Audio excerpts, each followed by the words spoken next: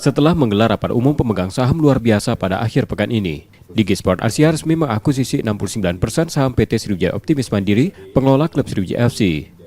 Dengan akuisisi ini, terjadi perubahan di jajaran manajemen PT SOM. Ahmad Reza Wijaya ditunjuk sebagai Direktur Utama sekaligus Presiden klub Sriwijaya FC yang baru. Selain itu, ada beberapa perubahan di jajaran komisaris. Digi Sport Asia memastikan kehadirannya dalam manajemen PT SOM akan membawa angin segar, terutama dalam sektor finansial klub. Musim ini Digi Sport menginvestasikan modal besar untuk Sriwijaya FC. Kami dari Digi masuk ke sini memang membawa angin segar, artinya kita menginvestasikan modal. Ya, beberapa jumlahnya mungkin nanti kita bisa sharing. Saya nggak bisa keluarkan di sini, cuman pasti ada injeksi modal dan itu kita harapkan mudah-mudahan bisa menutupi semua kekurangan, yang paling tidak sebagian, untuk kita menghadapi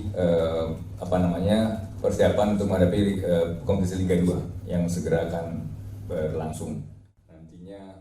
Untuk kompetisi Liga 2 musim 2024-2025, Digi Sport Asia telah mempersiapkan berbagai terobosan besar yang diharapkan dapat mengembalikan kejayaan Sriwijaya FC di pentas sepak bola tanah air. Nur Muhammad, Kompas TV, Palembang, Sumatera Selatan.